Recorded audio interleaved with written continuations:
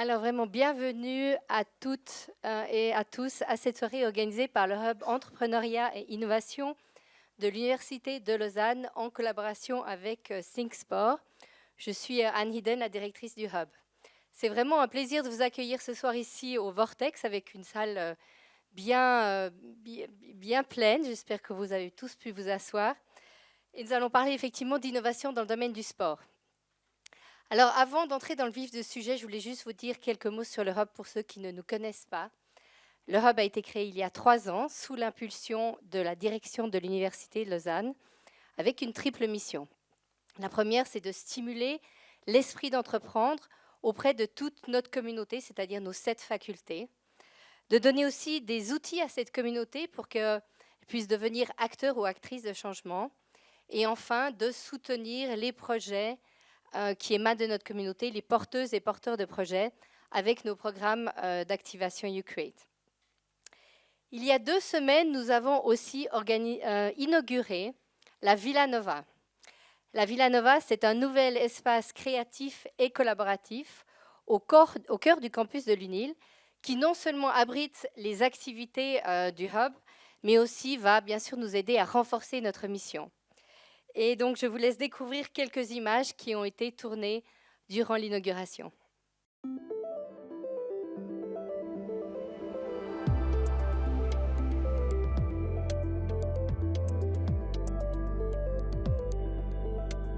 La Villa Nova, c'est vraiment une nouvelle étape pour le Hub. Une nouvelle étape parce que c'est un lieu créatif, collaboratif, où on va pouvoir rassembler toutes les porteuses et porteurs de projets et les gens qui les accompagnent.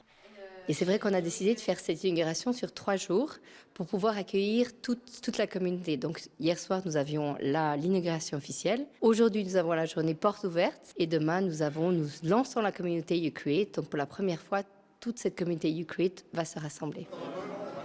Je pense que c'est essentiel d'avoir un outil comme le Hub qui permet à l'ensemble de la communauté de pouvoir développer des idées d'entrepreneuriat. Et ici, l'accent est mis sur des valeurs importantes comme la durabilité, l'égalité. Tous les projets d'entrepreneuriat qui sont soutenus ici à l'Université de Lausanne sont des projets à impact social et ou environnemental. C'est une vision de l'entrepreneuriat au service de la transition sociale, environnementale et économique. Et finalement, c'est donner le goût un peu d'entreprendre, d'oser, le risque, pas avoir trop peur d'un échec qui deviendra une expérience un jour et donc on peut valoriser. Et vraiment, c'est un peu une sorte de bouquet final du savoir qui est transmis ici pour qu'il serve à quelque chose. C'est concret. On stimule cet esprit d'entreprendre chez les étudiantes et les étudiants, chez les chercheuses, chez les chercheurs. À l'université, c'est super important pour la recherche et puis c'est important après. Les personnes qui sortent de l'université ont besoin de ces capacités-là aussi pour créer leur propre job. C'est-à-dire qu'on soutient non seulement des futurs entrepreneurs, mais on soutient finalement toute la transition vers l'emploi et toute personne qui va s'intégrer dans le cadre d'une structure professionnelle.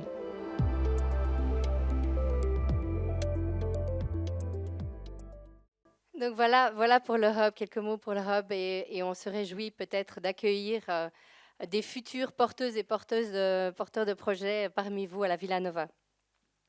Ce soir, avec les étudiants et les étudiantes, nous ouvrons la GEV, la Global Entrepreneurship Week, cette semaine qui est dédiée à l'entrepreneuriat. Et quand je dis avec les étudiants, c'est vraiment important de comprendre que toute cette semaine est portée par les associations d'étudiants.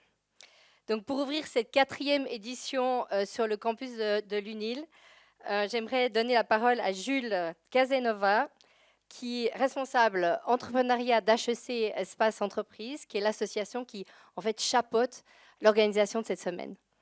Jules, je te laisse ouvrir officiellement cette GEV 2022. Merci beaucoup. Bonjour à toutes et à tous. C'est avec une immense fierté que je vous souhaite la bienvenue à cette Global Entrepreneurship Week 2022. Tout au long de cette année, mon équipe et moi avons eu pour but d'aller encore plus loin dans notre vision entrepreneuriale, de montrer à tous qu'il est possible de faire changer les choses. Comme le dit si bien notre devise, notre rôle est de démystifier l'entrepreneuriat, en partageant et en instillant l'esprit d'entreprendre à tous les étudiants, qu'ils aient un bagage commercial ou non. Car ce sont nous, les étudiants, qui sommes les acteurs du monde de demain, les acteurs du changement. Grâce à cette semaine, vous aurez l'opportunité d'assister à des débats, conférences et tables rondes, regroupant un grand nombre de professionnels. Mais vous aurez aussi l'occasion de vous créer un réseau en discutant avec ces intervenants lors d'apéritifs qui auront lieu entre chaque conférence. L'année dernière, la GEW n'était ouverte qu'à l'UNIL et à l'EPFL. Pour sa 4e édition, nous avons décidé de l'ouvrir également à l'EHL. Ainsi, lors de ces 4 prochains jours, vous découvrirez 14 événements organisés par 13 associations issues des 3 campus. Ces 14 événements seront répartis sur 4 journées à thème que je vais vous présenter tout de suite à l'aide d'une courte vidéo.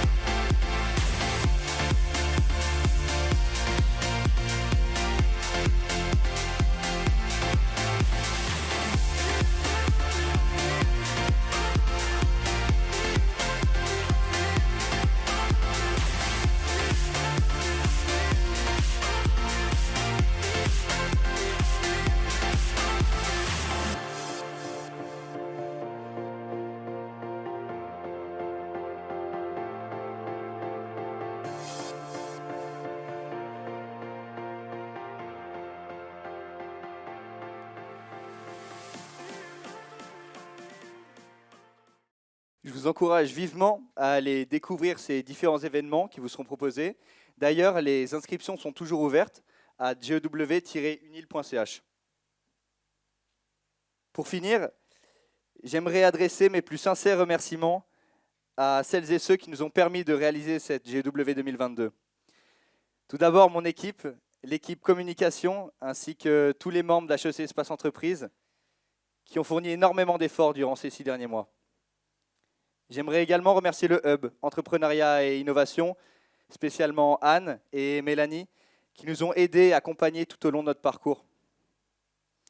Enfin, je voudrais dire un grand merci à toutes les associations participantes, car c'est aussi, mais surtout grâce à elles, que nous pouvons donner vie à cette semaine. Mesdames et messieurs, sans plus attendre, je déclare la GEW 2022 ouverte. Merci Jules. Merci Jules et merci à toute l'équipe qui a été impliquée. Je vous propose maintenant d'entrer dans le cœur de cette soirée. Innover dans le domaine du sport, penser différemment. Nous avons voulu aborder ce thème en partant des énormes problématiques de santé publique auxquelles nous sommes confrontés. Laissez-moi partager quelques chiffres avec vous. 500 millions. 500 millions, c'est le nombre de personnes qui vont développer d'ici 2030 des maladies qui sont liées à leur activité, leur inactivité physique, c'est-à-dire typiquement cardiovasculaire, diabète et obésité. Et 68 milliards de dollars, c'est le coût en fait de cette sédentarité par an sur le système de santé selon l'Organisation mondiale de la santé. Donc, dans ce contexte, avec ces chiffres-là, il nous a semblé important de comprendre comment l'innovation dans le sport peut contribuer à mettre en mouvement en fait, cette population sédentaire.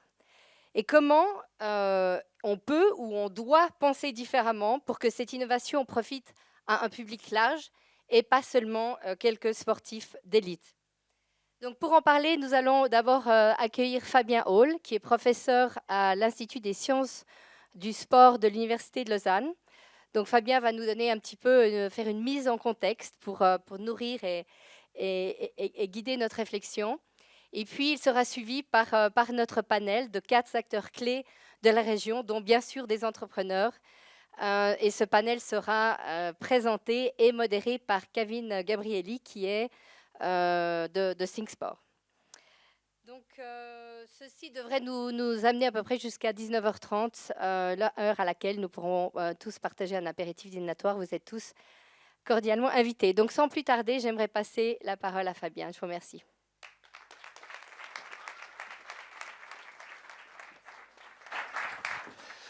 Alors bonsoir à toutes et à tous. Merci beaucoup aux organisateurs, à Jules et à Anne de cette invitation. Donc moi je vais vous parler d'innovation dans le sport. Alors, l'innovation, on pense souvent d'abord à l'innovation technologique et aux promesses des innovations technologiques. Moi, je vais parler un peu plus de l'innovation sociale en règle générale parce que je situe ces innovations technologiques comme des innovations sociales. Mais ça ne suffit pas pour comprendre comment se font les innovations. D'abord, évidemment, cette innovation technologique est utile et pertinente parce qu'elle a complètement transformé le sport. Elle a transformé le sport parce qu'elle a produit, par exemple, des foils, des pédales automatiques, Look, c'était ces innovations, des vélos électriques aussi, qui permettent des mises en activité physique et donc un certain nombre de progrès dans l'activité physique ou, pour rendre accessible, par exemple, le vélo à Lausanne, si je prends juste cet exemple. C'est aussi des éléments de sécurité, comme les détecteurs de victimes d'avalanche. Ce sont aussi toute la chimie, l'industrie chimique du pétrole qui nous a permis de faire des vélos carbone, d'utiliser ici, on voit, c'est surtout du Kevlar et du carbone qui sont mélangés, des casques plus solides, des vélos plus légers, des kayaks où on peut faire de l'eau vive. Donc ça a transformé la culture de la pratique sportive en rendant possible énormément de choses. Ça continue à transformer notre culture de la pratique sportive en changeant par exemple les mesures, en proposant de nouvelles métrologies comme des métrologies du self-tracking, de mesures qui permettent de compter les pas, de donner les fréquences cardiaques et d'avoir toute une série d'autres éléments d'information. Ce sont aussi des métrologies de l'entraînement. Ici, j'ai pris une copie d'écran de Training Peaks. Vous n'avez plus un cycliste dans une équipe professionnelle qui n'utilise pas des logiciels de ce type, en particulier Training Peaks. Mais il faut se méfier de ces promesses technologiques. Les technologies sont des productions sociales situées, basées sur des sciences, et même si ces innovations sont toujours intéressantes ou souvent utiles, il faut quand même rappeler que les sciences et les technologies produisent aussi les situations très difficiles dans lesquelles nous sommes.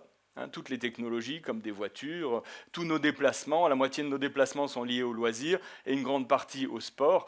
Et donc la question de l'impact sur notre vie sociale, la durabilité, etc., le sport contribue aussi à remettre en cause la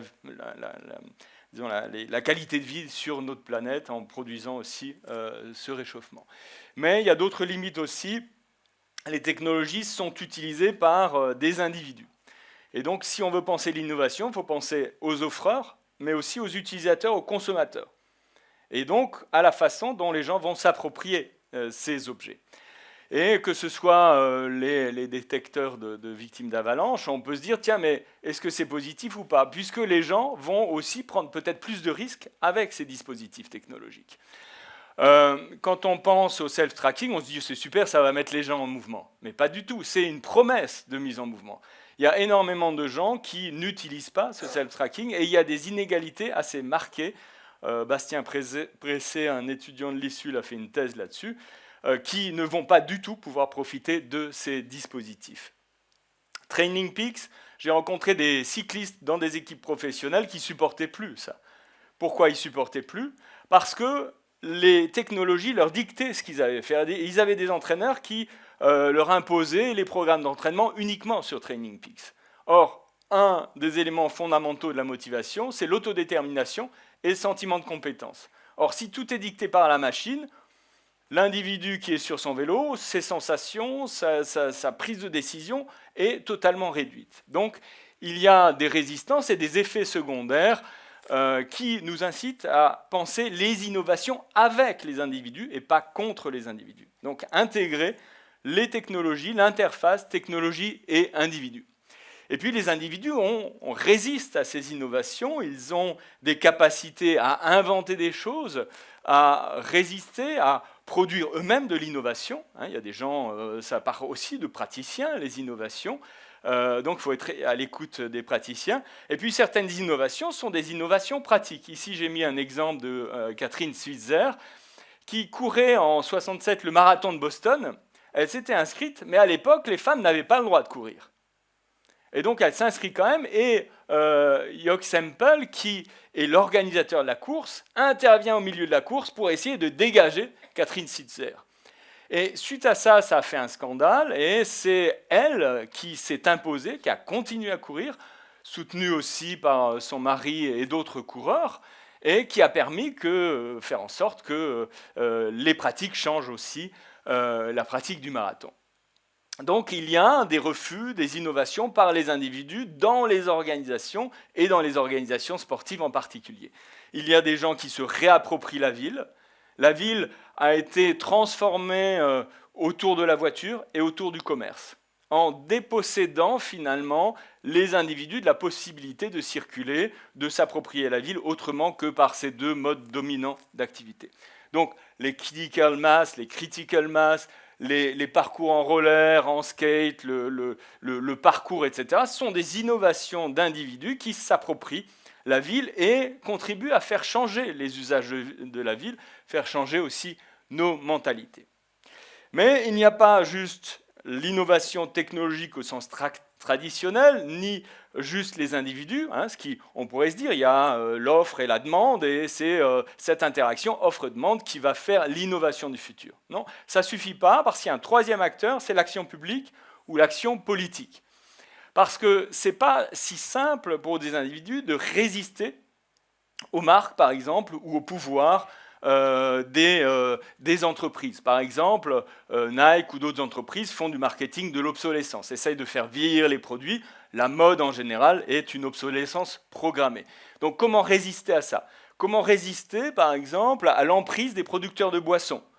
Des boissons comme Coca-Cola, qui sont des pollueurs, qui produisent énormément de bouteilles, qui contribuent à l'obésité, qui contribuent à la mauvaise nutrition, mais qui est aussi partenaire privilégié du CIO. Et donc là, on est en pleine contradiction, et comment les acteurs, comment les pouvoirs publics peuvent réguler de façon à protéger la santé. Alors que on sait que sans ces acteurs publics, on n'a pas d'aménagement de l'espace public. Si on veut redonner, là par exemple c'est un exemple avec l'UNICEF, si on veut redonner de l'espace au mouvement, alors à l'activité physique et à l'activité sportive, il faut que les politiques publiques agissent de façon déterminée, de façon à transformer les espaces. Il ne suffit pas d'un rapport offre-demande, ce troisième acteur est aussi important. Et si on veut conclure là-dessus, on voit qu'on est encore dans des imaginaires d'innovation très liés à la technologie et aux promesses de la technologie. J'ai regardé les FNS, les soumissions des fonds nationaux, pour disons, faire face au réchauffement climatique. Il y a énormément de choses, comment capter le CO2, comment trouver des dispositifs pour limiter les effets de la pollution, mais il y a très peu de choses sur nos modes de vie et sur le fait de changer nos modes de vie.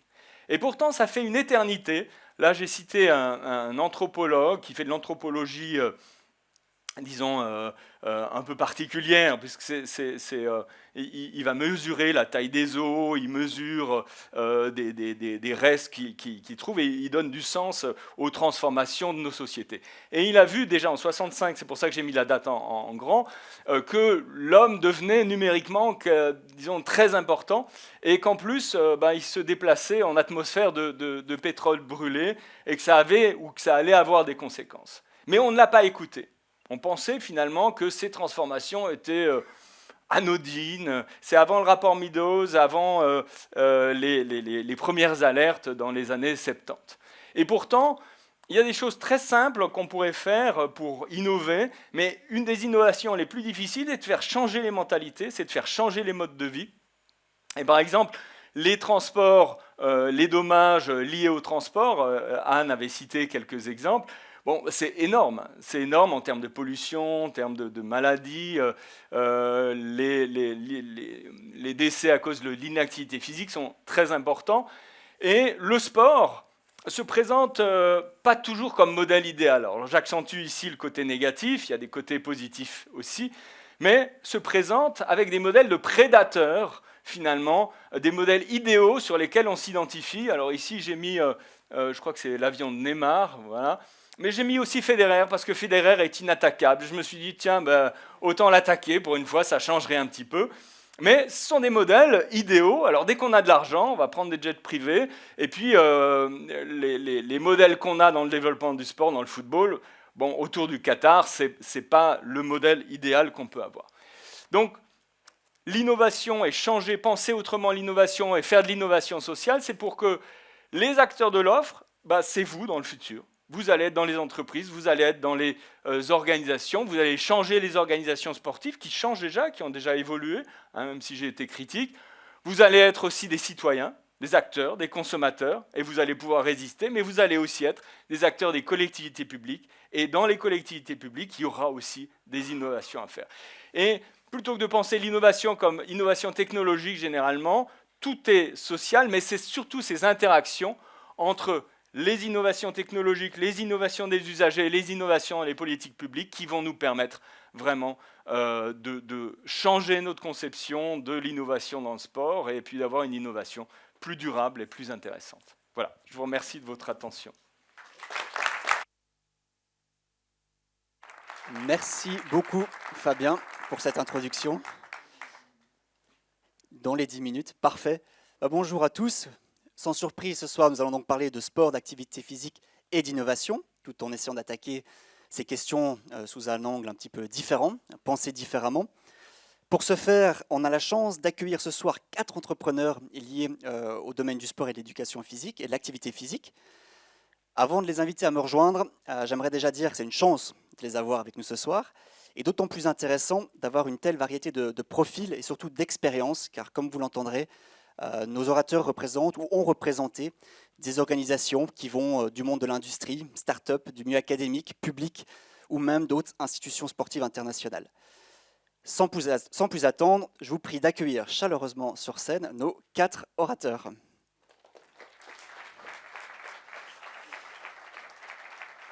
Thierry Kunz, Ophélia Jeanneret, Joseph Castellet et Philippe Führer. Alors on va vous mettre dans l'ordre. Joseph, l'avant-dernière chaise. Au milieu, Thierry, première chaise. Et Philippe, tout au bout. Merci. Et les micros sont ici sur la table. Alors, il y aura un espace de questions-réponses prévu tout à la fin. Ne vous inquiétez pas. Donc avant de commencer, je vais donner la parole à chacun d'entre vous. 1 minute pour vous présenter. Et on va commencer par toi, Thierry. Bonsoir à tous, je m'appelle Thierry Kunz, je viens de Genève, j'ai 51 ans et je suis tombé dans le snowboard tout jeune, j'ai adoré ça, j'en ai fait ma carrière sportive. Du reste, il y a Gilles Jacquet qui est dans la salle aussi, on se connaît assez bien, on a fait quelques compétitions ensemble. Et puis à l'âge de 25 ans, j'en avais marre de faire de la compétition parce que je savais que j'allais jamais être champion du monde et que je n'avais pas le niveau pour continuer à faire beaucoup de courses. Donc j'ai décidé de faire ma propre marque de snowboard que j'ai fait à l'âge de 25 ans avec mon partenaire de l'époque qui était Nideker. Et puis après, de but en blanc, j'ai continué à travailler dans cette entreprise-là, j'ai continué à pousser ma marque. On a mergé les 2 marques entre Nideker et Donuts à l'époque. Puis après, j'ai fait un petit tour 10 ans dans le Pays Basque pour travailler pour le groupe Quicksilver. Et puis je suis revenu en 2015 à Rolle pour travailler cette fois-ci avec les enfants qui ont repris la société Nideker, puis c'est une entreprise familiale basée à Rolle. Et depuis, je m'occupe de 2 marques qui sont Nideker et Flow. Et en 2020, on a créé un nouveau projet suite à pas mal de discussions, on en parlera, qui s'appelle Equip, qui est une application liée à des stations où on peut récupérer du matériel de sport sur le lieu de pratique. Voilà. Super présentation, merci. Ophélia, on te passe la parole. Oui, bonsoir, merci. Bonsoir à toutes et à tous. Donc, moi, j'ai fait un virage il y a maintenant une petite dizaine d'années d'un poste de spécialiste dans le domaine du sport où j'ai longtemps travaillé à la formation des entraîneurs à Macolin et puis dans la recherche là-bas, un poste de dirigeante en fait dans le management du sport. J'ai fait 6 ans à la ville d'Yverdon-les-Bains comme chef du service des sports et de l'activité physique. Et là, je viens de reprendre le poste de directrice du service des sports unis, les PFL. Et puis, comme vous le voyez derrière moi, l'idée, en fait, c'est vraiment d'avoir l'ambition de travailler pour tout le campus. Vous voyez vraiment une image avec un cadre comme ça de santé durable. Fabien en a déjà parlé un petit peu, mais maintenant, l'idée, c'est vraiment de faire évoluer je dirais, les postes en management du sport avec une notion de santé qui cadre le tout. Et puis, vous voyez qu'on a cette petite chouette qui est notre symbole du service des sports universitaires unis, les PFL.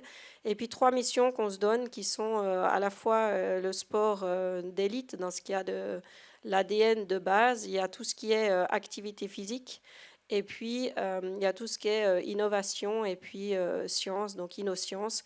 Et l'idée, c'est vraiment de combiner ces 3 missions au service à la fois des étudiantes, des étudiants et de la communauté universitaire. Merci. Donc une belle expérience dans le secteur public et aujourd'hui les pieds au sein académique. Joseph, à ton tour. Oui, merci. Alors moi, je suis Joseph à Castellet. Je suis né à Barcelone. J'ai passé mon enfance à Zurich. J'ai revenu à Barcelone. Maintenant, ça fait 13 ans que j'habite en Suisse. J'ai la chance de diriger Pomoca. Pomoca, c'est une entreprise manufacturière de pots de phoque pour ski de randonnée qui est située à Dange, ici à côté, entreprise historique. Elle a plus de 90 ans. Et elle fait partie aussi d'un groupe, du groupe Oberalp, qui est un groupe italien qui est dédié 100% au sport de montagne. Donc il y a des marques Dynafit, Saleva, peut-être ça vous parle. En tout cas, on fait de chaussettes pour la montagne, chaussures, casques, matériel d'escalade, tentes, sacs au couchage et tout ça. Et pour nous, alors moi je joue un rôle aussi dans le groupe, je suis responsable innovation, Head of Innovation pour tout le groupe. Et ces slides-là me rappellent beaucoup de ce que dit Fabien. On est en train de faire un chiffre très important chez nous sur tout ce qui est l'approche à la technologie. On s'est rendu compte que la technologie, c'est un moyen et pas un fin. Et par contre, aujourd'hui, on va pour un monde très différent, et c'est un peu le prochain slide. C'est un peu vers ça qu'on s'approche, nous. Donc, c'est une approche beaucoup orientée à l'expérience, à l'école de vie. On considère que la montagne, c'est une école de vie géniale. Je pense que tous les gens qui ont fait la montagne, ça les a beaucoup marqué dans leur vie. Il y a des piliers importants, c'est la santé nutritionnelle, physique, mentale, spirituelle, et aussi le repos, le sommeil, qui pour nous commence à être un peu le driver, un peu de ça qu'on va faire comme groupe Oberalp dans le futur. Merci. Philippe, à ton tour. Top chrono, merci. Bonsoir à toutes et à tous, merci de l'invitation. Je rigole de moi-même en voyant ce titre. Qu'est-ce que c'est qu'un activiste du mouvement ou un architecte du bien-être? Parce que je pense à ma maman qui, après son cours d'aquagym, essaie d'expliquer à ses copines ce que son fils fait comme métier. Elle n'a jamais réussi. Et mes enfants aussi, en début d'année, quand ils doivent remplir le formulaire, non, papa, maman, métier, ils sont un peu paumés. Donc je suis à cheval entre de l'urbanisme actif, et je pourrais en dire un mot, une seconde, parce que je suis géographe de formation, mais j'ai fait l'essentiel de ma carrière dans le sport avec le CIO sur 5 Jeux Olympiques et 4 Jeux Olympiques de la jeunesse. Et puis un troisième secteur qui me passionne depuis des années, c'est les questions de santé publique. Donc je suis plutôt dans mon bain ce soir sur les thématiques qui ont été lancées.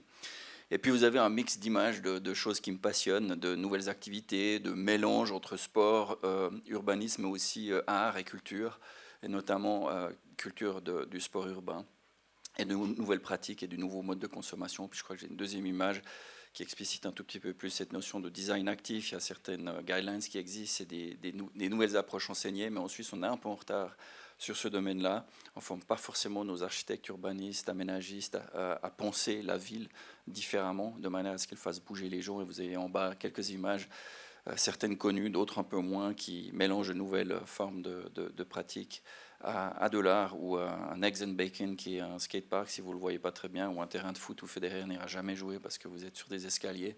Mais si vous avez un parcours de ce type d'aménagement qui va faire marcher les gens, ça devient peut-être intéressant pour des villes aussi. Voilà un tout petit peu l'intro.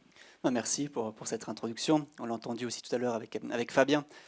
Combien l'innovation dans le domaine du sport peut être réservée à une élite sportive ou sociale. On va peut-être commencer avec toi, Joseph. Tu as parlé, donc tu fais des pots de phoque et autres. Est-ce qu'il y a des exemples pour toi de domaines d'innovation ou d'exemples d'innovation qui rendent le sport plus accessible? Ou est-ce qu'au contraire, tu observes aussi, comme l'a présenté un petit peu Fabien indirectement, cette innovation qui des fois sépare encore plus la société? Oui, je pense qu'on s'est trop concentré beaucoup dans l'innovation pour l'élite, pour rendre les produits plus performants, plus rapides, et comme ça. Et nous, on a fait aussi des erreurs dans ce sens-là. On a lancé des capteurs. Par exemple, PomoCap, c'est un capteur qui marche super bien, mais que personne ne le veut parce que ça s'adresse à une élite de 300 coureurs au monde. Et nous, on voit qu'il y a un shift assez important, et moi, je l'associe à une chose qui s'appelle la théorie de l'abondance. C'est qu'on vit dans un monde qui est de plus en plus abondant. Il y a de plus en plus de problèmes de riches et de problèmes de pauvres. Donc, on a vu là qu'il y a 500 millions de personnes qui ont des problèmes d'obésité. Aujourd'hui, déjà, il y a plus de problèmes d'obésité au monde que de malnutrition. Sur les statistiques, il y a plus de gens avec des problèmes d'obésité. Et ça fait qu'on vit dans un monde on n'a plus tellement les besoins de pénurie, on n'a plus besoin d'abondance et de gérer l'abondance qui est très difficile. Et ça élimine un peu l'esprit compétitif et c'est un esprit beaucoup plus coopératif, beaucoup plus de partage, beaucoup plus d'expérience. C'est une des raisons pour lesquelles le snowboard et les freerides sont en train de prendre la compète de ski alpin. Ça n'intéresse plus à tellement de monde. Et c'est un peu ça qu'on voit, et c'est sur cette tendance-là, nous, qu'on s'oriente beaucoup, c'est vraiment de comprendre comment change notre utilisateur, qu'est-ce qu'il veut vraiment, et on se rend compte que ça qu'il veut, c'est s'amuser, et pas vraiment nécessairement aller plus vite ou aller plus loin. La même chose pour toi peut-être Thierry, donc on parlera d'équipe peut-être un peu plus tard, mais sur la partie snowboard, est-ce que c'est la même chose? Est-ce qu'il y a eu des innovations dans votre domaine qui ont été faites, qui ont rendu le sport plus accessible? Alors, clairement oui. Nous, l'innovation, chez Nideker, on la conçoit dans sa globalité. Ce n'est pas seulement sur l'innovation technique d'un produit pour améliorer les performances, mais c'est aussi l'innovation dans la façon de communiquer, dans la façon de faire participer les gens, qui est très très important. Nous, on a toujours mis aussi l'accent pour démocratiser un maximum la pratique sportive. Forcément, le snowboard, c'est un sport qui, pour beaucoup de gens, reste compliqué parce que les fixations, c'est pas pratique, par exemple. Là, on vient de sortir une nouvelle fixation, justement, qui est un peu comme une fixation de ski. Donc oui, on travaille énormément sur la manière d'apporter de l'innovation, que ce soit sur la performance des produits, mais aussi sur l'ouverture du sport à plusieurs personnes. Et puis après, on doit être innovant dans tout. Ça veut dire que nous, par exemple, notre grand but aujourd'hui, c'est de travailler tout ce qui est éco-responsabilité, où on fait un énorme effort. Alors on ne le communique pas parce que pour nous, ce n'est pas un axe de marketing, c'est un état d'esprit d'entreprise que tout le monde doit avoir. Mais aujourd'hui, ça fait partie de notre quotidien. Il n'y a pas un jour où on ne se réveille pas le matin en se disant qu'est-ce qu'on peut améliorer dans ce qu'on est en train de faire. Et je pense que le mot est très juste. Aujourd'hui, la performance, ça touche qu'une toute petite partie du monde. Nous, aujourd'hui, on essaie de démocratiser les choses. Et avec Equip, on le fait encore à un plus grand niveau. Et c'est vraiment notre mission aujourd'hui. Merci. Peut-être Philippe, toi, comment tu réagis vis-à-vis de ce qui vient d'être dit, cette idée de penser différemment, rendre l'innovation au service du sport pour le rendre plus accessible? Tu l'as dit, tu as fait de nombreuses années au CIO, qui peut être une institution vue de l'extérieur, qui est vue comme étant très basée sur l'élite. Alors évidemment, il y a beaucoup de choses qui sont faites aussi pour le sport populaire. Aujourd'hui, tu as fait un switch, si je peux le dire comme ça, tu es beaucoup plus actif, on va dire, de manière locale. Si tu arrives à nous dire un peu deux, trois choses par rapport, et un pour toi, à titre personnel, ce processus, pourquoi, je ne demande pas forcément pourquoi es-tu parti du CIO, mais quand même, il y a quand même un switch assez intéressant. Et est-ce que se penser différemment a fait partie de ce processus pour toi de changement? Merci, oui, complètement. Il y avait une recherche de sens et d'impact et de proximité qui était clairement là après un long passage dans une grande institution. Donc je suis très heureux aujourd'hui de mettre les mains dans le cambouis et d'à la fois développer avec notamment des villes des stratégies, des réflexions à moyen long terme, mais aussi d'aller sur le terrain, coacher, accompagner, comprendre les mécanismes qui font que potentiellement en bout de chaîne, des comportements peuvent changer. Parce qu'on n'en a pas encore beaucoup parlé, mais il y a toutes ces questions de sciences comportementales qui sont essentielles par rapport à ce que Fabien a dit. On sent derrière qu'il y a cette grande question de ok, si on veut démocratiser quelque chose, qu'est-ce qui va faire que les gens vont adopter de nouvelles pratiques? Et puis, j'observe avec beaucoup d'intérêt puis d'amusement aussi un certain nombre d'innovations qui sont souvent effectivement très basées sur la technologie. J'ai utilisé encore aujourd'hui dans un cours de publicité de Apple Watch qui lance ses nouveaux produits et c'est juste extraordinaire. Vous avez une montre qui vous communique quand vous êtes en retard sur votre temps de référence idéal, qui mesure la longueur de vos pas. Et même si vous tombez, il y a un accéléromètre qui vous demande si ça va et si vous ne répondez pas, qui appelle les urgences. C'est juste fabuleux. C'est la définition du marketing. On essaie de vous vendre un truc absolument inutile et de vous faire croire que c'est utile et que ça va vous sauver la vie et qu'il faut absolument faire comme les autres. Je trouve ça top, c'est génial. Bravo le marketing. Sauf que la question derrière dans l'innovation, c'est pourquoi et pour qui? Est-ce que c'est effectivement pour une pointe d'élite ou est-ce que c'est pour améliorer l'accessibilité de tout un chacun à une pratique plus saine? Donc c'est vrai que là, le sense of purpose, il est essentiel pour démarrer la réflexion sur une innovation. Sense of purpose, aussi peut-être Ophélia, quand tu étais à la ville d'Yverdon, il y a eu un switch tout d'un coup qui s'est fait, je peux le dire, de parler de plus de service des sports, mais de parler de service des sports et de l'activité physique. Alors c'est une innovation, on peut en parler, mais ça change déjà un petit peu la mentalité aussi au sein d'une ville. Est-ce que toi, tu peux nous parler un petit peu de ce que tu as vu en termes d'innovation qui est fait au sein de la ville, et Fabien l'a présenté aussi tout à l'heure. Quel est le rôle d'une ville, comme la ville d'Yverdon à l'époque, dans ce processus d'innover pour rendre le sport plus accessible? Si tu as des exemples, et puis après... Ouais. Oui, ben, je pense que historiquement, en fait, dans les villes, déjà, on a péniblement des services des sports. Et puis, des fois, on n'a que des responsables ou des délégués au sport ou des coordinateurs. Et puis, moi, j'avais la chance d'avoir un service qui avait été créé en 2016. Et puis, en venant, en fait, moi, je venais de Macolin, je venais plutôt du sport d'élite, je venais plutôt j'avais été formatée plutôt à ça. Et en arrivant, en fait, dans une ville, je me suis rendu compte que la mission, en fait, elle était vraiment de service public et elle était tout autre. Finalement, le sport d'élite dans une ville, c'est peut-être le 5% de votre activité. Et puis, en reprenant les définitions, la définition pure du sport, assez rapidement, on se rend compte qu'il faut penser les choses différemment parce qu'en fait, ça ne colle pas. Ce qu'on fait, ce n'est pas que du sport, c'est justement de l'activité physique, c'est du mouvement, c'est finalement ce qui importe, c'est de mettre les gens en santé. Il y a vraiment cette notion de santé publique, d'intégration, de cohésion sociale. Et ça, c'est tout un chemin, en fait, pour accompagner les politiques. Et moi, j'en ai fait vraiment l'expérience pour avoir eu la chance de les suivre de près, pour faire comprendre à des municipalités, à des syndics, en fait, de quoi on parle. C'est quoi exactement le sport? C'est quoi l'activité physique? C'est quoi la santé? Comment est-ce qu'on peut combiner, travailler de manière pluridisciplinaire? Et qu'est-ce qui a fait que ces institutions politiques ont compris, ou si elles ont compris? Qu'est-ce que tu penses qui est l'argument? Enfin, quel était l'argument envers eux, en tout cas? Est-ce que c'est vraiment la santé de la population? Est-ce qu'il y a d'autres choses? Mais je pense que c'est vraiment aussi le fait de prendre le temps d'expliquer la terminologie. Quand on travaille avec des politiques, finalement, comme dans n'importe quelle instance dirigeante, il y a toujours cette répartition des départements, des dicastères, où on se retrouve des fois avec des corps de métier qui ne sont pas les compétences mêmes. Donc je pense que avant même de pouvoir innover ensemble, je pense qu'il faut déjà comprendre de quoi on parle, à quel moment, et après, à partir de là, c'est de penser, dans notre cas, c'était de penser le sport différemment, c'est-à-dire dans une ville comme Yverdon-les-Bains, finalement, c'est pas que de la grosse manifestation qui fait qu'on peut développer une politique publique, c'est aussi des choses plus simples ou orientées différemment qui font qu'on remplit notre mission. Donc c'est prendre le temps d'expliquer, de coordonner, d'innover ensemble. Parlons un peu plus peut-être d'équipe, parce qu'on a parlé plusieurs fois de l'innovation technologique au service de la technologie au service de l'innovation, et pas le contraire. Je pense qu'équipe, c'est un assez bon exemple d'une technologie qui, tu me dis si je me trompe, mais qui n'est pas très poussée à mon avis. Oui. C'est pas une technologie exceptionnelle. Après, c'est pour venir sur le sujet du fait qu'il existe beaucoup de choses qui sont vues comme des grandes innovations. Le smartphone en est une, qui ne sont pas des technologies nouvelles. C'est à vrai dire un packaging de technologies existantes, un besoin, ou création d'un besoin en tout cas, du côté de l'utilisateur. Si tu peux peut-être nous passer à travers le processus justement pour la création d'équipes, et quelle est la réflexion derrière? C'est ça qui est intéressant en fait.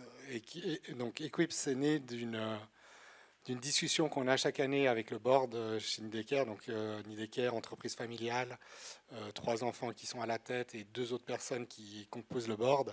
Et chaque année, on a un board où on parle de l'entreprise et on garde tout le temps un jour où on parle de projets divers et variés. Et en 2019, on s'est posé la question de quel était le futur du snowboard, quel était le futur du sport en règle générale, et comment on imaginait le sport du futur et qu'est-ce qu'on pouvait faire pour justement accrocher les wagons, sachant qu'on savait qu'il allait se passer quelque chose. Aujourd'hui, il y a plein d'industries, la musique a été révolutionnée, la mobilité a été révolutionnée. Pourquoi le sport resterait une industrie qui reste exactement la même depuis 40, 50, 60 ans, qui est là pour produire du matériel de sport pour une personne qui est un pratiquant? On s'est dit aujourd'hui, qu'est-ce qu'on peut faire, qu'est-ce qu'il faut qu'on change, et qu'est-ce qu'on peut faire pour, un, faciliter l'accès au sport, et deux, pour le rendre ludique, et trois, pour aussi faire bouger les gens et les faire rentrer à pratiquer du sport. Et en fait, on s'est rendu compte, en faisant la démarche par rapport au sport d'hiver, que le sport d'hiver, c'était très compliqué. Il fallait prendre sa voiture, prendre le train, arriver dans une station, se parquer, prendre son matériel, porter ses affaires, arriver au départ des télécabines avec une famille. L'enfant ne veut pas marcher, la femme, elle a trop chaud.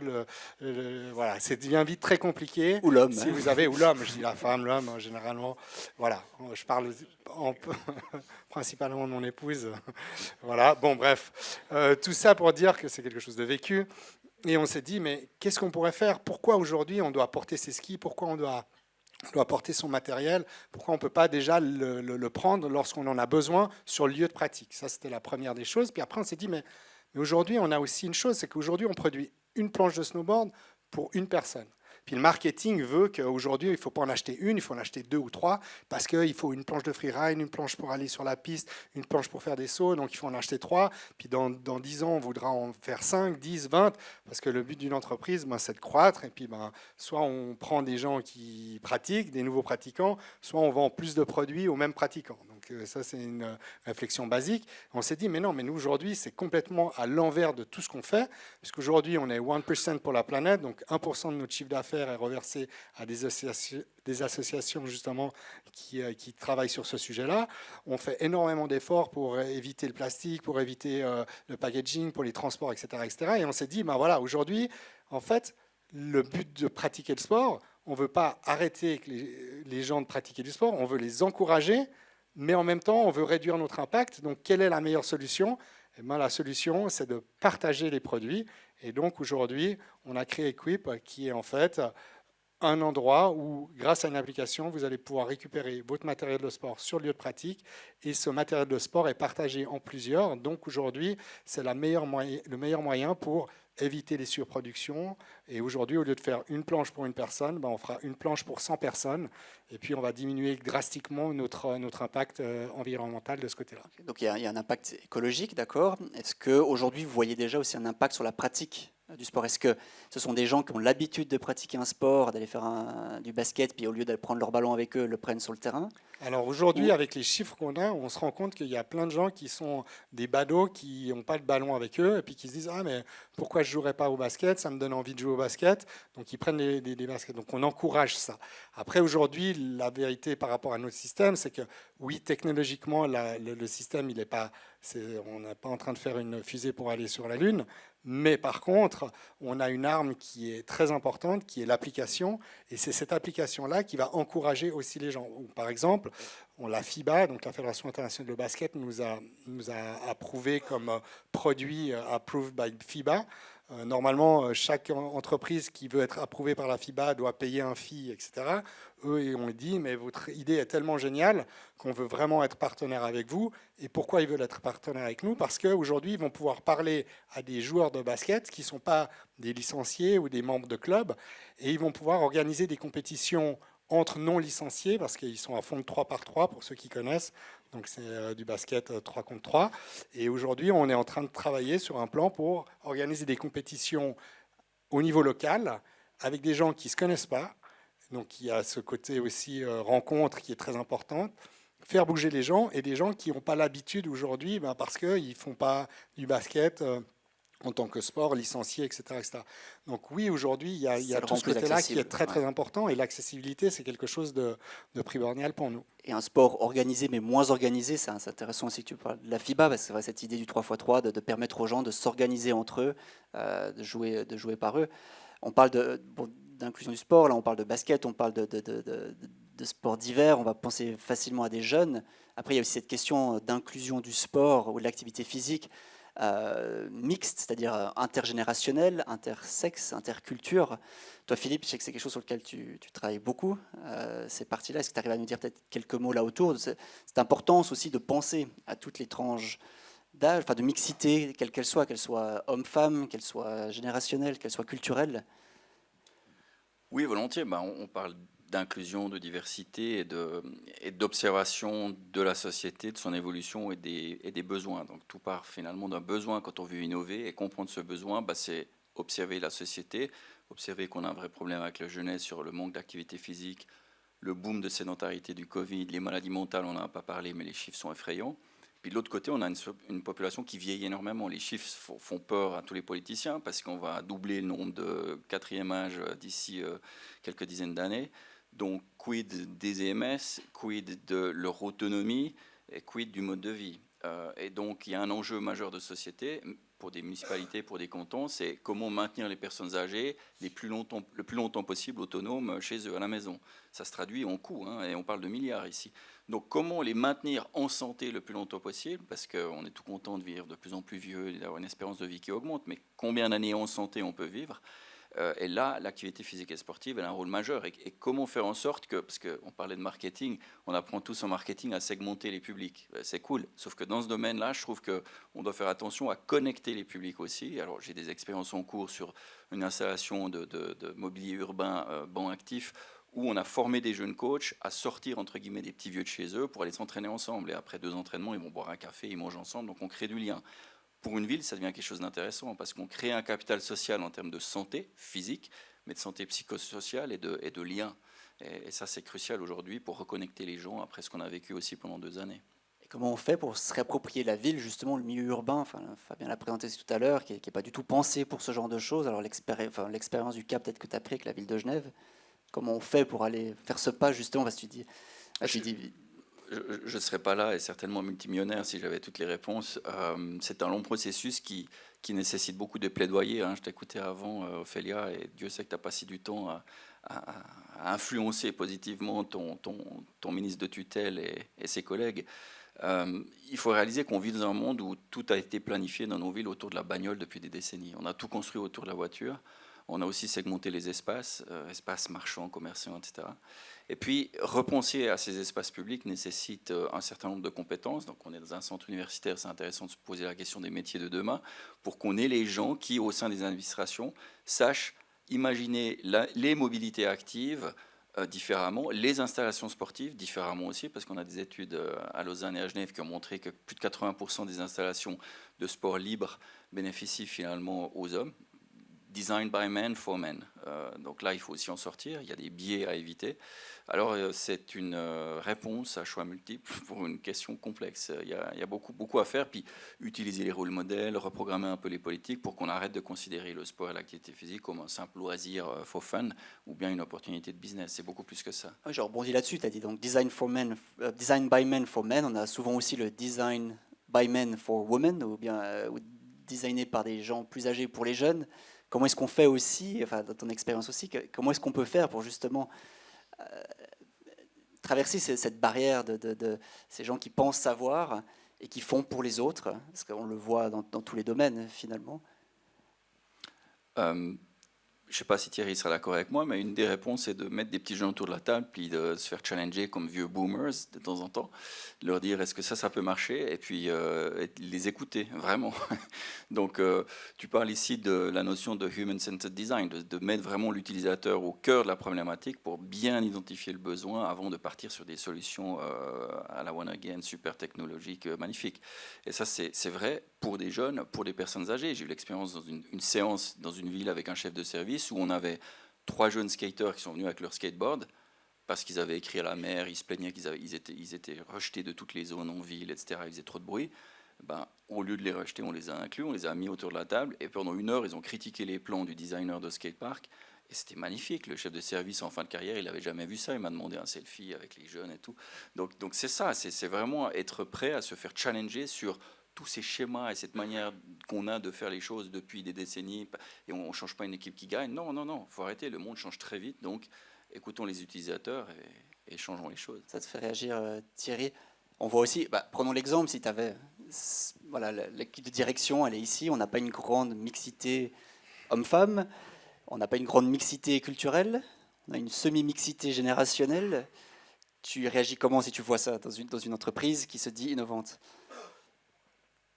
Je réagis. En fait, je pense qu'aujourd'hui, le plus important, et ça c'est un peu la manière aussi dans laquelle notre état d'esprit, Aujourd'hui, on pense que en fait, les bonnes idées, elles ne viennent pas forcément d'une personne qui sait ou du directeur général d'une entreprise. Une bonne idée, elle vient de n'importe qui. Et je donne des cours à CMS et souvent, je donne cet exemple-là d'une entreprise, je ne vais pas citer le nom, qui fait des tubes de dentifrice.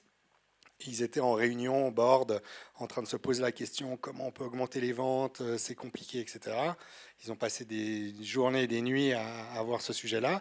Et un jour arrive la secrétaire de direction avec les cafés et tout, et elle pose, elle dit, mais moi je sais exactement répondre à votre problématique. Vous avez qu'à ouvrir le tube de votre dentifrice plus gros, et vous allez avoir vos clients qui vont utiliser plus de pâtes dentifrice, donc vous allez vendre plus de pâtes dentifrice. Le board s'est exécuté, ils ont fait ça, ils ont vendu plus de dentifrice. Je ne dis pas que c'est bien, hein. Je dis juste qu'aujourd'hui, la panée d'une bonne solution, elle vient de n'importe qui. Et je pense qu'aujourd'hui, on parle de mixité, on parle d'égalité, etc. Je pense que nous, en tout cas, chez Indecker, l'égalité, elle est clairement là, au niveau salarial. Après, on va prendre la bonne personne. Et quand je dis la bonne personne, peu importe la couleur de sa peau, peu importe son sexe, peu importe ses orientations de quoi que ce soit, on va prendre la bonne personne qu'on cherche à avoir. Et puis c'est ça qui, aujourd'hui, nous intéresse, c'est qu'on veut vraiment développer chez les gens ce côté entrepreneurial et aussi la manière de pouvoir laisser les gens s'exprimer. Alors on adore prendre des jeunes, on se fait souvent challenger parce que nous on est dans un milieu de jeunes, donc forcément, moi qui ai 51 ans, quand je dois commencer à décider des décos sur une planche, ben forcément, je n'ai pas la même vision qu'une personne qui a 20 ans. Puis si je demande que à ma fille qui en a 9, ça deviendra encore compliqué parce que elle va avoir des choix et puis la personne de 20 ans ne va pas forcément accepter. Donc on est obligé d'avoir un panel de personnes qui viennent nous expliquer ce qu'eux pensent. Et puis après, on essaie de les diriger et puis de voir ce qui est faisable et pas faisable avec tout ce que ça implique. Donc aujourd'hui, oui, la mixité est très importante, mais pour moi, c'est plus une mixité, un état d'esprit, une façon de voir les choses et une personnalité qu'il faut avoir 50% de femmes, 50% d'hommes. On rêve d'avoir cette parité, et puis même si un jour il y a plus de femmes que d'hommes, tant mieux. Pour autant que tout soit fait comme il faut que ça soit fait. Et aujourd'hui, on n'a aucun problème de ce côté-là. Et tu parles d'esprit, l'esprit d'entreprendre, comme l'a aussi répété plusieurs fois Anne dans son introduction. Peut-être qu'on pourrait parler, on est aussi dans un contexte universitaire, beaucoup d'étudiants aussi ce soir, on pourrait peut-être parler de ça, qu'est-ce qui rend une équipe innovante ou une personne innovante. Ça pourrait être intéressant de s'arrêter un petit moment sur ce sujet-là. Peut-être on peut commencer par Ophélia ou n'importe qui a envie de prendre la parole, évidemment, mais pour toi, qu'est-ce qui rend une équipe, on va dire, innovante ? Pour moi, il y a peut-être un des éléments dont on a un peu parlé jusque-là, c'est le côté vraiment pluridisciplinaire. Et le fait de pouvoir en fait profiter des compétences des uns et des autres dans des secteurs d'activité qui ne sont pas les nôtres. Et puis, on dit toujours qu'on est... Que plus on est expert dans un domaine, et puis moins on est créatif, parce qu'on est quelque part standardisé par des codes, par une certaine manière d'avoir appris, par un secteur, voilà.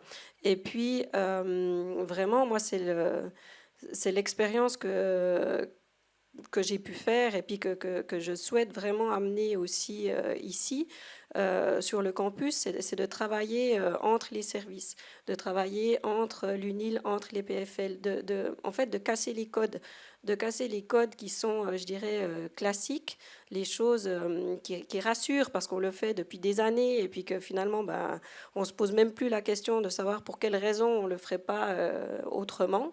Et moi, je vois beaucoup de potentiel dans le fait d'aller chercher en fait des liens qui sont peut-être un peu surprenants au départ et qui fonctionnent en fait merveilleusement bien tant que ça reste dans une idée de créativité, c'est-à-dire que les idées qui en sortent doivent être adaptées au contexte et pas sortir ça doit être applicable, on doit pouvoir en faire quelque chose, aller vers l'action et puis aller de l'avant.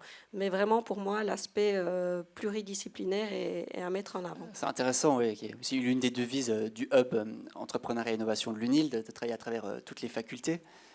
Joseph, peut-être le mieux, je ne sais pas si c'était le mieux placé, mais tu es Head of Innovation, donc tu dois savoir comment est-ce qu'on crée une équipe innovante.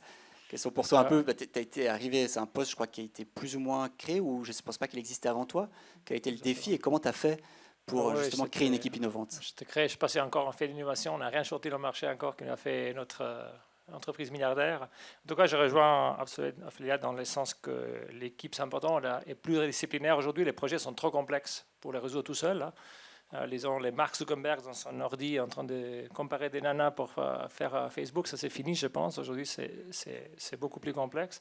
Mais moi, j'ajouterais deux éléments pour moi qui sont très importants.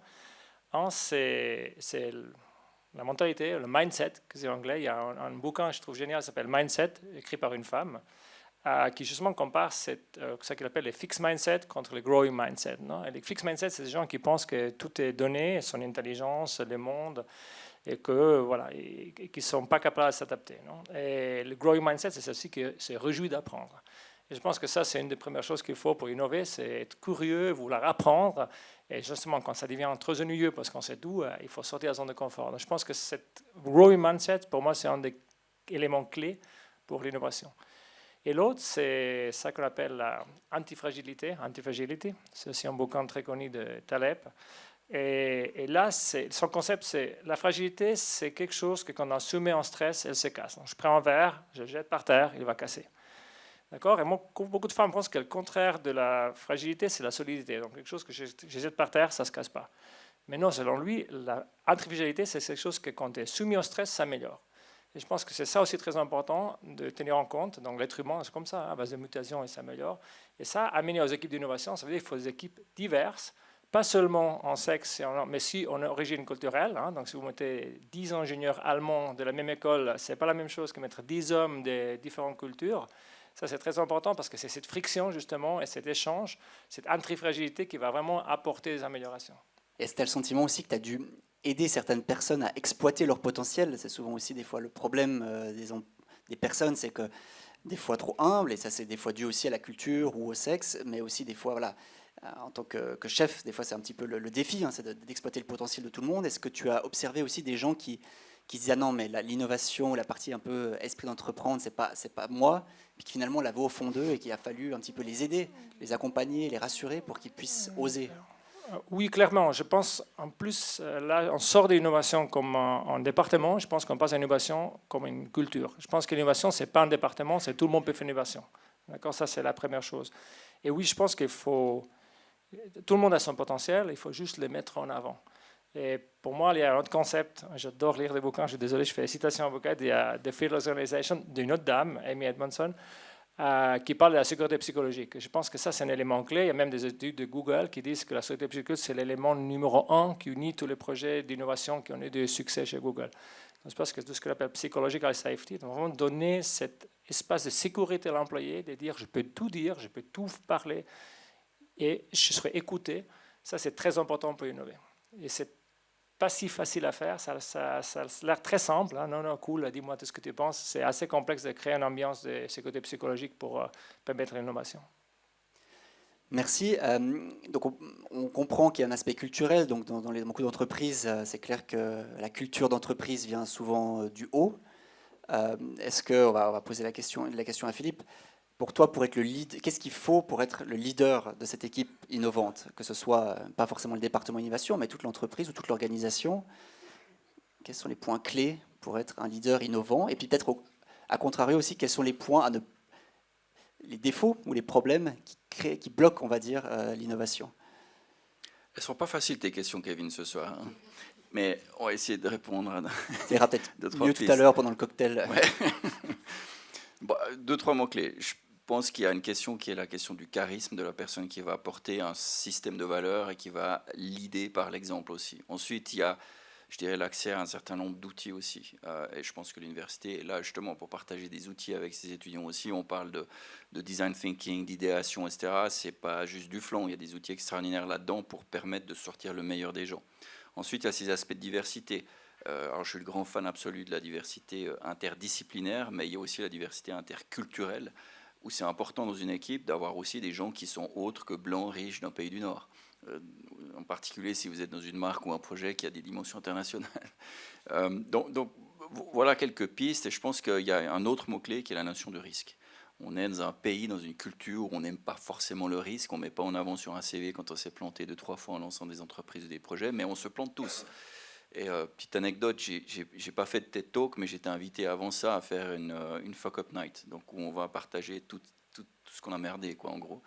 Et je trouve ça extraordinaire parce qu'on apprend tellement plus des échecs de ses collègues et voisins et associés que juste des belles histoires magnifiques, beautified, que tout fonctionne bien.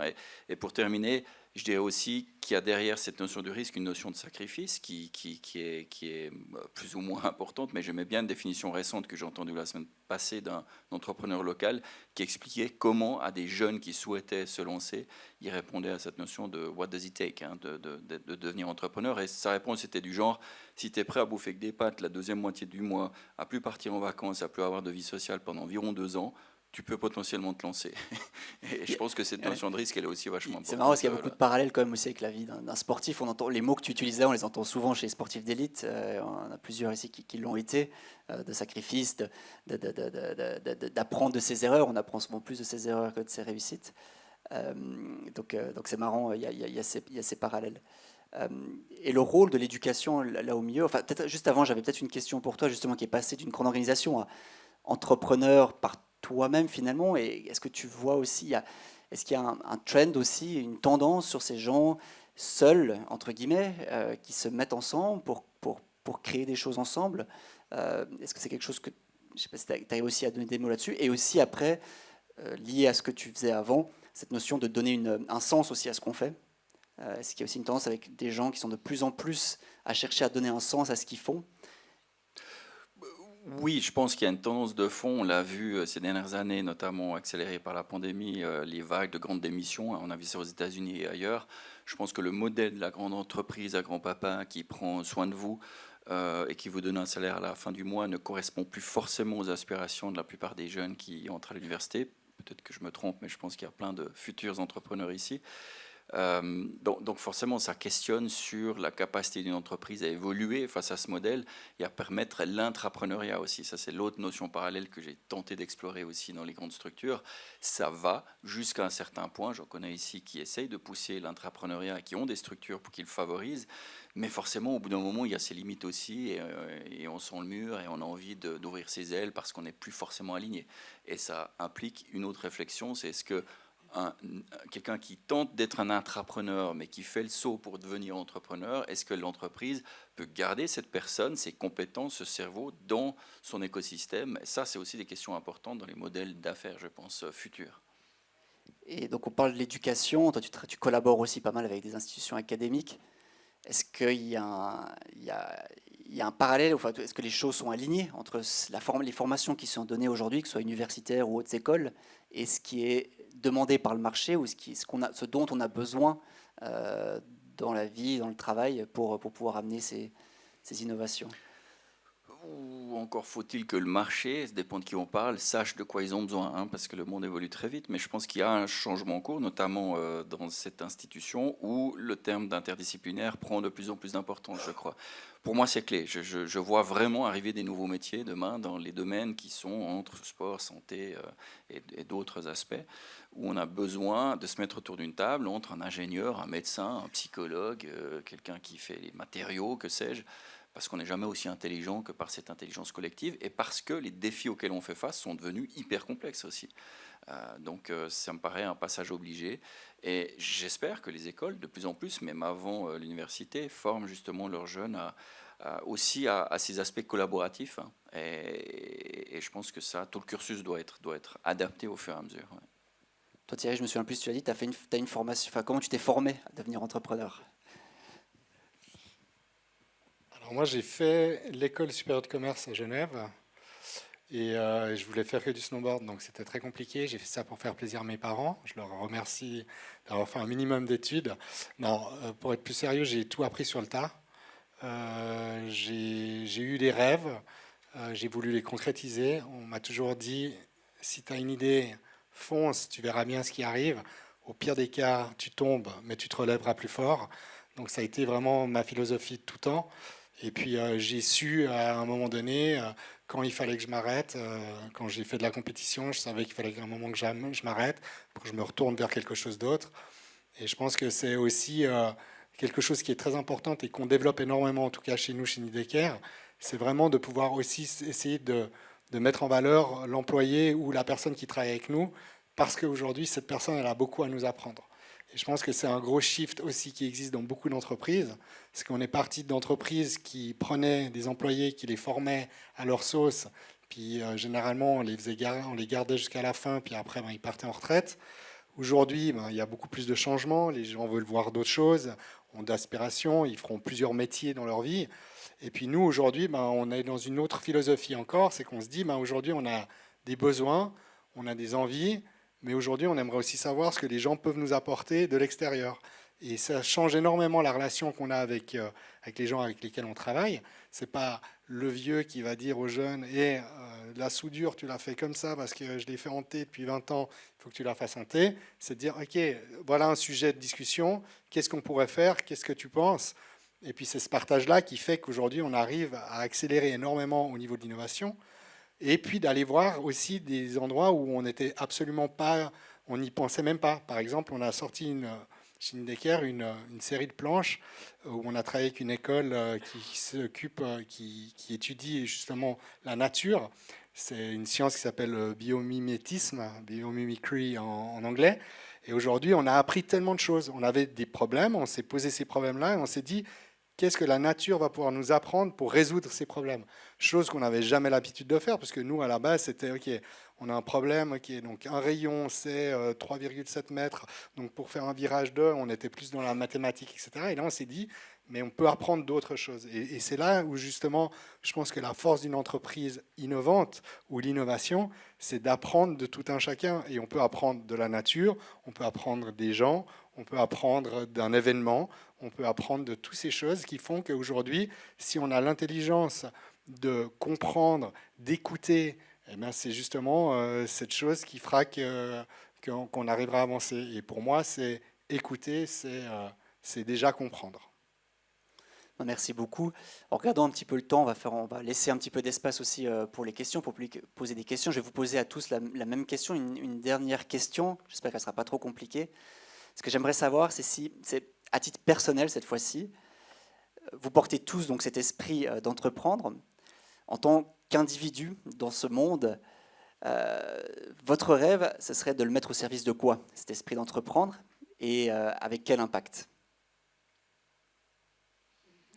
Dans votre rêve le plus fou, vous êtes tous soit mère ou père de famille, ami de quelqu'un, voisin de quelqu'un d'autre, petit-fils, fils, cet esprit d'entreprendre que vous avez, dans votre rêve, vous le mettez au service de quoi? Il n'y a aucune barrière économique, politique? Moi, je vais être un rêve un peu flou, c'est plus en étant des étudiants, c'est de passer les prochains 20 ans le plus rapidement possible, parce que la génération qui vient derrière va faire beaucoup mieux que nous. Quand je vois les jeunes, comme ils sont activistes, comme ils ont de purpose, c'est comme ça, il faut juste balayer notre génération et les laisser la place pour qu'ils fassent les changements le plus vite possible. Merci. Moi, je crois que dans mes rêves, c'est vraiment d'arriver à casser ces barrières justement entre le sport, l'activité physique, la santé, pour vraiment travailler ensemble et puis de réussir en fait à créer une société en mouvement, de redonner une vraie place au mouvement en fait et sortir des codes là on est tous assis par exemple, mais sortir des codes qui font qu'on est sédentaire, qu'on est inactif, et puis d'arriver à repenser la société différemment en termes de mouvement, et que ça soit OK en fait, que ça devienne la norme, le mouvement un peu partout. Finalement, le sport, ça a été inventé. On est naturellement, tout d'abord, à l'origine, actif. On se déplace, on chasse, on fait tout ça. Je pense que je vais rajouter, je suis assez d'accord. Je pense que c'est vraiment quelque chose, en tout cas personnellement, qui me touche énormément. Et je pense qu'une chose qui aussi, et c'est pour ça que ce projet Equip aujourd'hui est quelque chose qui m'est très très cher, c'est aussi le partage en fait. Je pense qu'aujourd'hui, on est dans un monde hyper connecté, où on est tous soi-disant potes avec tout le monde, on a tous des pouces en haut sur des posts, des super Instagram, des Facebook, etc. Mais on ne se parle plus, et puis on ne vit plus les choses ensemble. Et l'avantage du sport, c'est que le sport, c'est un lien. Lorsqu'on est passionné d'un sport, on va prendre la peine de discuter avec une autre personne qui est passionnée du même sport. Et je pense que c'est le lien entre les gens. Et c'est ce qu'on essaye aussi de faire avec une chose comme Equip, c'est justement de mettre en relation des gens qui ne se connaissent pas, qui n'ont aucune affinité à la base, et de leur dire, à travers le sport, vous allez pouvoir vous rencontrer, vous connaître, vous allez peut-être devenir super potes, peut-être devenir mari et femme, ou peu importe, être en couple, parce qu'aujourd'hui, c'est une manière aussi d'unifier les gens. Et je pense que mon rêve en tout cas, c'est vraiment de réussir à faire que les gens vivent mieux ensemble. Et ça a l'air très Miss France quand je dis ça. mais je pense que c'est hyper important parce qu'aujourd'hui, la mobilité, c'est quelque chose de très important. Mais si c'est pour se croiser dans une rue à 50 à l'heure à New York, en train de marcher sur un trottoir et puis de pousser les autres des épaules, je pense que ça ne vaut pas la peine. Je pense qu'il faut pouvoir le faire, mais en étant aujourd'hui en communion, parce qu'on vit tous ensemble, on doit tous s'accepter. Et je pense qu'en réussissant à travers le sport à amener cette envergure justement de partage, de vivre ensemble et de bien-être, on arrivera à faire quelque chose qui sera déjà un petit pas pour réussir à vivre sur cette planète tous ensemble. Merci. On a encore un vœu, un rêve, le 4e. Merci. Moi, j'aimerais citer un autre chiffre pour conclure avec mon rêve, pour ajouter aux 500 millions d'ânes, c'est 53%. Et je vous réponds en tant que professionnel, entrepreneur, mais aussi comme père de famille. 53%, c'est une étude qui est sortie cet été et qui indiquait le pourcentage des jeunes en Suisse qui ne croyaient plus en l'avenir. Donc ça, c'est un chiffre absolument choquant et qui illustre le problème de la détresse psychologique chez les jeunes après tout ce qui s'est passé. Et donc, mon vœu, c'est de pouvoir vraiment remettre au goût du jour et reconnecter des jeunes, ces jeunes en particulier, avec le plaisir de bouger, le plaisir que l'activité physique et sportive nous procure à titre individuel et collectif, surtout pour recréer du lien. Croire en l'avenir aussi, par le mouvement ou d'autres choses, c'est assez intéressant. Et on parlait d'esprit, de culture d'entreprise, il y a peut-être aussi la culture tout simplement des gens. Aussi, il y a un gros changement peut-être qui est en train de se passer ou pas, ou en tout cas beaucoup de crises qui montrent que les choses ont besoin de changer et qu'elles sont aussi en train de changer. Moi, je voulais simplement partager avec vous qu'il y a quand même deux, trois choses qui m'ont fait particulièrement plaisir. Ce soir, la première, c'est en fait les liens qu'on a fait grâce à vous entre sport et santé physique, santé mentale, société, nature. Tous ces liens, c'est vraiment important de décloisonner tout ça dans notre esprit et de comprendre les liens. Ça, c'est vraiment, vraiment important. L'autre chose qui m'a fait très plaisir, c'est pour les étudiants. Je crois qu'un des objectifs de cette GEV, c'est de vous montrer cet esprit d'entreprendre. Et je crois qu'on a eu beaucoup de chance d'avoir 4 personnes avec nous ce soir qui portent cet esprit d'entreprendre avec le courage, l'envie de faire changer les choses, l'optimisme aussi. Je pense qu'on l'a très, très bien senti ce soir. Quelque chose qui m'a fait aussi très plaisir, c'est de savoir que je ne suis pas la seule femme qui a trop chaud quand je fais du ski. La bonne nouvelle, c'est aussi qu'on va pouvoir se mettre en mouvement pour aller prendre cet apéritif. Je voulais juste quelques remerciements. D'abord à tous nos intervenants, Fabien, Ophélia, Thierry, Philippe, Joseph, merci pour votre temps. Merci pour vos réflexions. Merci à Kevin pour la modération, pour cette belle collaboration. Merci aux associations d'étudiants qui nous ont aidés à organiser cette soirée, particulièrement HEC Espace Entreprise et Haskins. Et puis, merci à Mélanie. Elle a été mentionnée, mais en fait, elle est là dans l'ombre et j'aimerais que tu me rejoignes parce que Mélanie Fournier de l'équipe du Hub, grâce à Mélanie, le Hub, la GEV, grosso modo, se passe depuis 4 ans. C'est elle qui s'occupe des inscriptions, de la communication, de tout ce qui joue, pas, etc. Donc, un grand, grand merci Mélanie parce que on ne pourrait pas faire ça sans toi. Merci beaucoup, beaucoup, beaucoup.